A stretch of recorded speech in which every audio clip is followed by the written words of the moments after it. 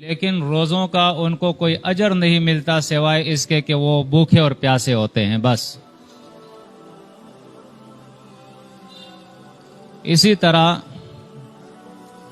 صرف یہ رمضان کے روزوں کے ساتھ خاص نہیں ہے، بلکہ اللہ کا قانون یہ ہے انما یتقبل اللہ من المتقین۔ چاہے عمل کوئی بھی ہو، وہ حج ہو، عمرہ ہو، خیر و خیرات ہو، زکوٰۃ ہو، رمضان کے روزے ہو، صلاۃ یعنی نماز ہو، مساجد کا تعمیر کرنا ہو، مدارس کا تعمیر کرنا ہو، ہر عمل کے لیے اللہ رب العزت نے یہ شرط لگائی ہے کہ اللہ رب العزت عمل قبول ان لوگوں کا کرتا ہے جو متقی ہوتے ہیں، پرہیزگار ہوتے ہیں۔ اگر ان کے اندر تقوی نہیں ہے تو ان کا کوئی عمل اللہ کے بارگاہ کے اندر قابل قبول نہیں ہے۔ آپ دیکھیں قرآن مجید کے اندر اس بات پہ اتنا زور دیا گیا ہے کہ جتنے بھی انبیاء دنیا کے اندر آئے ہیں ان کا ذکر اللہ رب العزت نے کیا ہے، اور اس ذکر کے اندر اللہ بیان فرماتا ہے کہ ہر نبی نے آ کے اپنے قوم سے کہا یا قوم اعبدوا اللہ ما لکم من الہ غیرہ، یعنی سب سے پہلے انہوں نے الہ واحد اور اس کی بندگی کی دعوت دی ہے، اور اس کے بعد جو دوسری بات انہیں بتائی ہے افلا تتقون، تم تقوی کیوں نہیں اختیار کرتے۔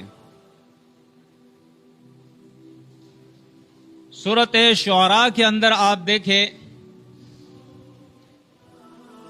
اللہ رب العزت نے وہاں انبیاء کا ذکر فرمایا ہے، اور جتنے بھی نبی آئے ہیں ان کا ذکر کر کے اللہ فرماتا ہے وَإِذْ قَالَ لَهُمْ أَخُوهُمْ نُوحٌ أَلَا تَتَّقُونَ، ان کے بھائی نوح علیہ السلام نے ان سے کہا کہ تم تقوی کیوں نہیں اختیار کرتے۔ وَقَالَ لَهُمْ أَخُوهُمْ هُودٌ أَلَا تَتَّقُونَ، اور قوم ہود انہوں نے بھی، ہود علیہ السلام نے بھی اپنے اس قوم کے بھائیوں سے کہا الا تتقون، تم تقوی کیوں نہیں اختیار کرتے۔ وقال لهم اخوهم صالح الا تتقون، وقال لهم اخوهم لوط الا تتقون۔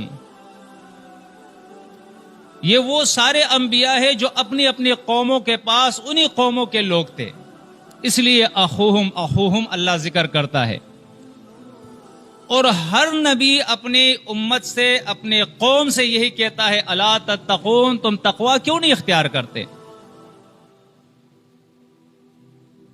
صرف شعیب علیہ السلام چونکہ دوسری قوم کے طرف تھا تو وہاں اخوہم کا ذکر نہیں فرمایا، دو قوموں کی طرف آیا ہے، تو اس لیے فرمایا وقال لهم شعیب الا تتقون، اور ان سے شعیب نے کہا، شعیب علیہ السلام نے، کہ تم تقوی کیوں نہیں اختیار کرتے۔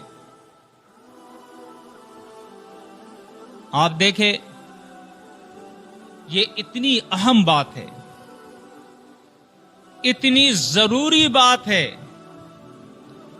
کہ کسی نبی کی دعوت اس سے خالی نہیں کہ اللہ کی الوہیت اور وحدانیت کے بعد، توحید کے بعد، اللہ کی بندگی کے بعد جو دعوت دی ہے وہ تقوی کی دعوت دی ہے کہ تقوی اختیار کرو۔ اس لیے کہ تقوی کے بغیر کوئی عمل اللہ کے بارگاہ کے اندر قابل قبول نہیں ہوتا۔ بار بار قرآن کہے ان للمتقین مفازا حدائق وعنابا وکواعب اترابا وکأسا دہاقا. یہ جنتوں کی خوشخبریاں جو قرآن دے رہا ہے، ان للمتقین، اللہ فرماتا ہے ان کے لیے کامیابی ہے، ان کے لیے جنت ہے، ان کے لیے حوریں ہیں، ان کے لیے جنت کے اندر شراب کے کاسے ہیں.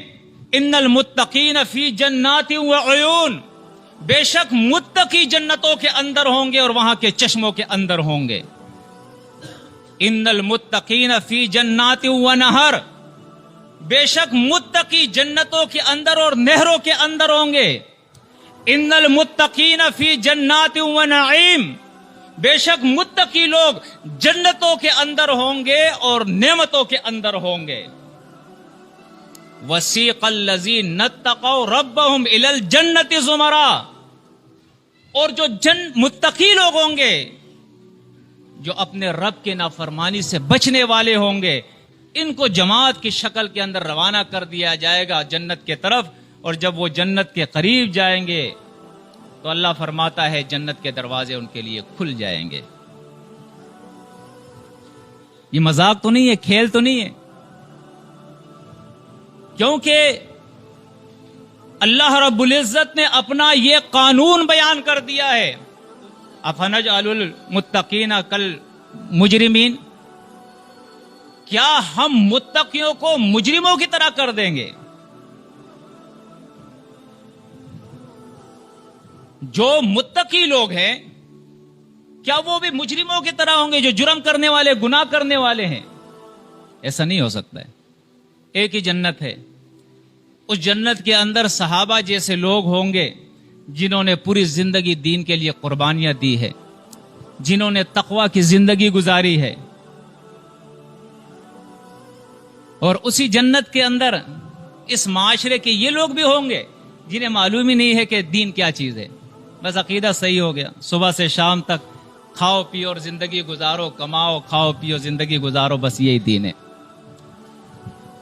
کوئی 5 ٹائم کی نماز پڑھ لیتا ہے، کوئی صرف ایک جمعے کی نماز پڑھ لیتا ہے، کسی کو اتنی فرصت نہیں ہوتی وہ صرف ایک عید کی نماز پڑھ لیتا ہے. الحمدللہ میرا عقیدہ صحیح ہے، اللہ غفور الرحیم ہے. پچھلے عید کے خطبے میں بھی یہ آپ کو بتائی گئی، اللہ غفور الرحیم ہے، اللہ غفور الرحیم ہے، لیکن اصلاح اور توبے کے بعد اللہ غفور الرحیم ہے. من تابا و اصلحا، جو گناہ چھوڑے گا، تقوی اختیار کرے گا اور اپنی اصلاح کرے گا تو اللہ غفور الرحیم ہے.